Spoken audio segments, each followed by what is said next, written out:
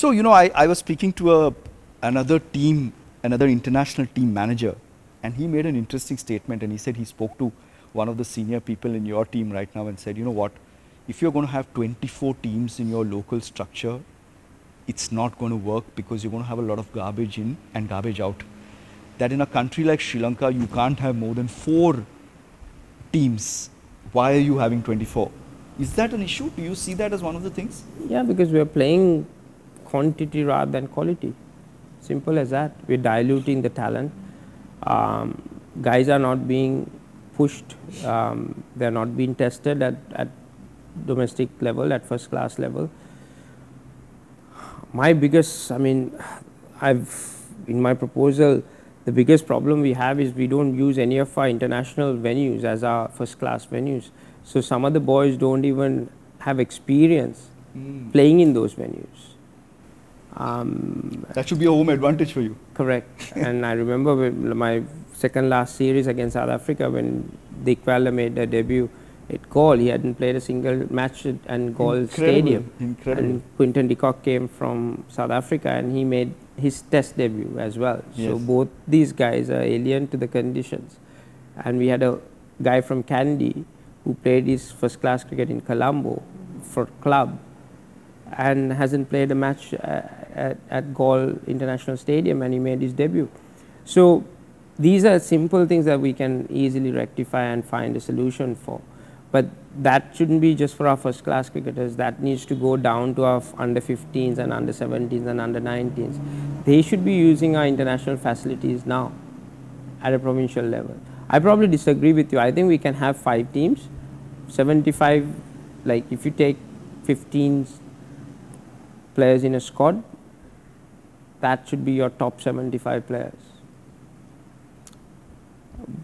with your bench strength and all that, and to try and cover all your 3 formats. And we have 5 international venues spread it out, and that was the structure that I developed around that. And that structure will take the national policy into our grassroots levels. And that is your 5-year, 10-year plan. And then you can change the nourishment which is going to go down that vein depending on the modern technology and modern techniques that you use. But without a structure, none of that is going to go down to our grassroots levels. And we've along the way have made a lot of mistakes, We probably have so many level 1 coaches. Certificates have been given the last 20 years, 15 years. And there's no proper evaluation system how these level 1 coaches have progressed. And these are the level 1 coaches who goes and coaches schools cricket and various other kids, whether it's private coaching classes or schools.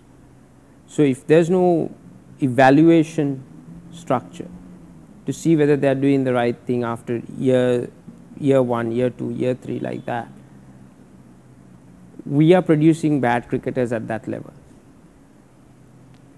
And they are the ones who are going to come up the structure, and then all of a sudden we think, why aren't we producing any good cricketers?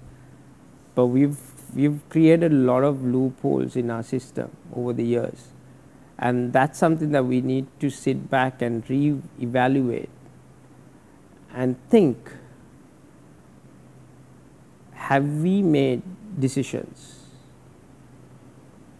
for cricket, for the game, or have we made decisions for our own personal agendas and to fulfill those agendas and not thought about the game in hand? Yeah, strong words.